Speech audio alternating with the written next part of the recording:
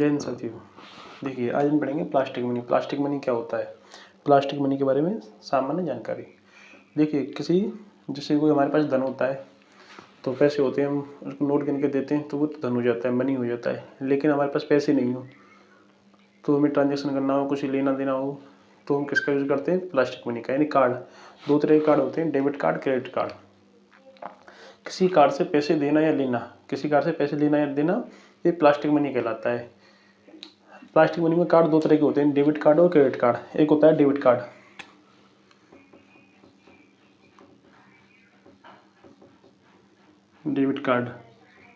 और एक होता है क्रेडिट कार्ड।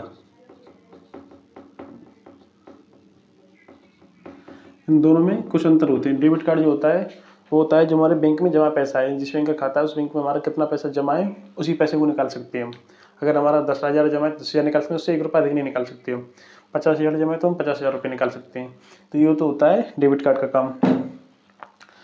उसके बाद क्रेडिट कार्ड होता है जैसे हमारे पास अगर पैसा खत्म हो गया है, कुछ भी हम शॉपिंग करना चाहते हैं, कुछ एक्स्ट्रा पैसे लेना चाहते हैं तो फिर हम क्रेडिट कार्ड का यूज़ करते हैं। यानी बैंक में जितना पैसा हमारा जमा है उतना निकालेंगे तो उसके लिए तुमको डेबिट कार्ड का यूज़ करना पड़ता है। उससे अधिक पैसा यानी किसी से कर्ज लेना, उधार लेना। तो अगर हम बैंक से उधार लेना चाहते हैं तो पहले प्रक्रिया चलती थी, लोन लेना पड़ता है, किसी से अगर किसी को पैसे की आवश्यकता होती थी तो किसी पड़ोसी से मांगता पैसे या किसी मित्र से या रिश्तेदार से पैसे मांगता। लेकिन बैंक ने एक तरीका बताया कि किसी को पैसे मांगने ना पड़े और हम उनको पैसे दे दें, तो उन्होंने लोन का चलाया। लेकिन लोन में बहुत सारा समय लग जाता है, बहुत सारे कागजात तैयार करने पड़ते हैं। फिर उसके बाद एक नई चीज़ चली है क्रेडिट कार्ड। क्रेडिट कार्ड में आपको कुछ नहीं करना पड़ता, एक बार बनवा लेते हैं। उसके बाद जब आपको आवश्यकता होती है तब तुरंत आप, उसकी एक लिमिट होती है 10,000, 20,000, 50,000, 1 लाख, 2 लाख, जितनी भी उतना आप उससे ट्रांजेक्शन कर सकते हैं। तो ये होता है क्रेडिट कार्ड के फायदे। उसके बाद कार्ड 3 प्रकार के होते हैं, वीज़ा, रुपे, मास्टर कार्ड। उनका देखेंगे। 3 प्रकार के कार्ड होते हैं, वीज़ा, रुपे और मास्टर कार्ड। देखिए, और इनकी आवश्यकता क्यों पड़ी।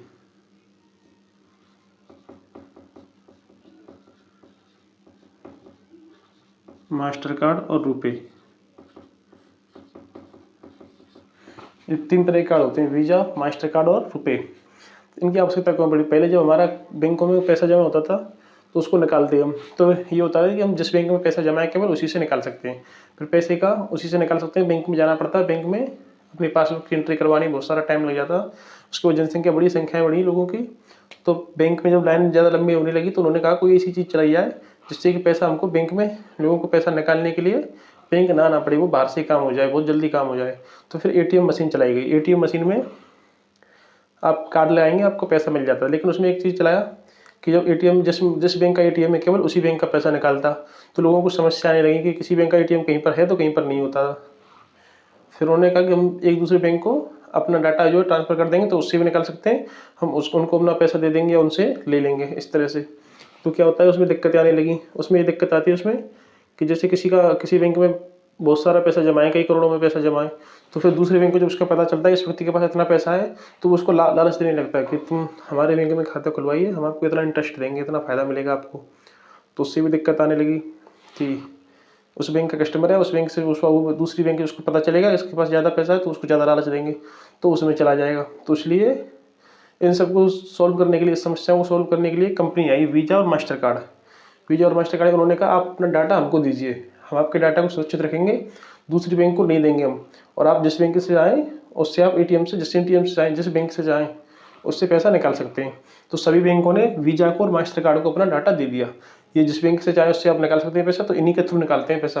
अगर आपका SBI का एटीएम कार्ड है और पंजाब नेशनल बैंक से आप पैसा निकालना चाहते हैं, HDFC से निकालना चाहते हैं और स्टेट बैंक में आपका खाता है, तो पहले आप क्या करेंगे, वहाँ पे जाएंगे तो वहाँ से वो तुरंत जब एटीएम में कार्ड लाएंगे आप, तो आप HDFC के एटीएम में कार्ड लगा रहे हैं, आपका खाता SBI में, तो HDFC का एटीएम तुरंत वीज़ा के पास या मास्टर कार्ड के पास भेजेगा खबर कि इतना पैसा इससे निकालना है, तो वो तुरंत HDFC में आपका स्टेट बैंक में जो खाता है वहाँ से जानकारी करेगा इसके पास खाते में इतना पैसा है नहीं है, वो तुरंत करके और वहाँ से आपका पैसा निकाल देगा। तो जो बीच का जो बिचौलिया काम करता है वो वीज़ा और मास्टर कार्ड करते हैं। अब इनके बारे में जानते हैं। वीज़ा क्या है। वीज़ा जो है वो USA कंपनी है, अमेरिका की, और मास्टर कार्ड भी USA कंपनी है। लेकिन अब मास्टर कार्ड इस समय बंद हो चुकी है, वीज़ा इस समय चल रहा है। तो ये इस बिचौलिए काम करते हैं। उसके बाद ये कंपनी थी USA की, यहाँ पर उन्होंने अपना इस तरह का कार्ड का काम चलाया ये दोनों यूएस की कंपनी थी, लेकिन इस समय मास्टर कार्ड को भारत सरकार, रिजर्व बैंक ऑफ इंडिया ने, आरबीआई ने बंद कर दिया है। अब किसी का मास्टर कार्ड नहीं बन रहा है, जो पहले थे वही हैं। अब मास्टर कार्ड बनना बंद हो गए। उसके बंद करने का रीजन है कि हमारे डाटा को, यूएस की कंपनी है, इंडिया के डाटा को बाहर ले जाते हैं और वहाँ पे अपना सुरक्षित रखते हैं। तो उससे इंडिया में तो किसी बैंक को पता नहीं चलता डाटा, लेकिन दूसरे देशों में ये उसका डाटा कभी कभी बेच देते, दिक्कत आती है इनको। तो इसलिए क्या क्या हुआ, सरकार ने क्या कहा कि आप अपना जो डाटा सेंटर है वो इंडिया में बनाइए, तो आप यहाँ पर अपना काम कर पाएंगे, अपनी कंपनी को चला पाएंगे, नहीं तो नहीं चला पाएंगे। तो इनमें वीज़ा जो था उसने कहा ठीक है हम इंडिया में अपना डाटा सेंटर बनाते हैं। तो वीज़ा ने इंडिया में अपना डाटा सेंटर बना दिया, लेकिन मास्टर कार्ड ने अभी तक नहीं बनाया है। तो सरकार ने कह दिया जब अपना आप डाटा सेंटर इंडिया में बना लेंगे तो आपके कार्ड बनने शुरू हो जाएंगे, तब तक आपके कार्ड नहीं बनेंगे। तो आरबीआई ने मास्टर कार्ड पर रोक लगा दी इसीलिए। और वीज़ा ने अपना डाटा सेंटर इंडिया में बना लिया है।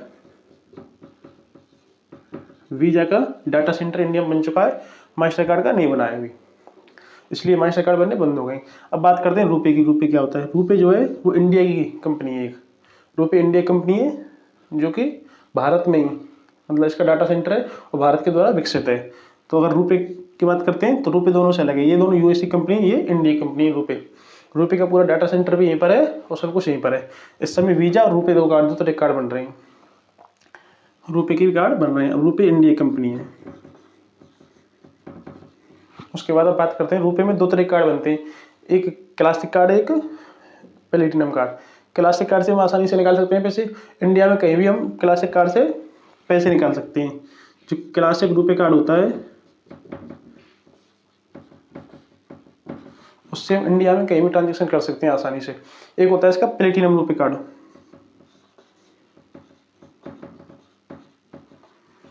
प्लेटिनम रुपए कार्ड,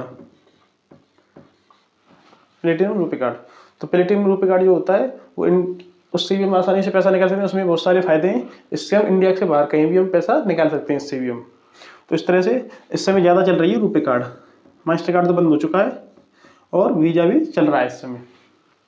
तो इस तरह से ये प्लास्टिक मनी और डेबिट कार्ड, क्रेडिट कार्ड और रुपए कार्ड, इस तरह से ये थी इनकी जानकारी।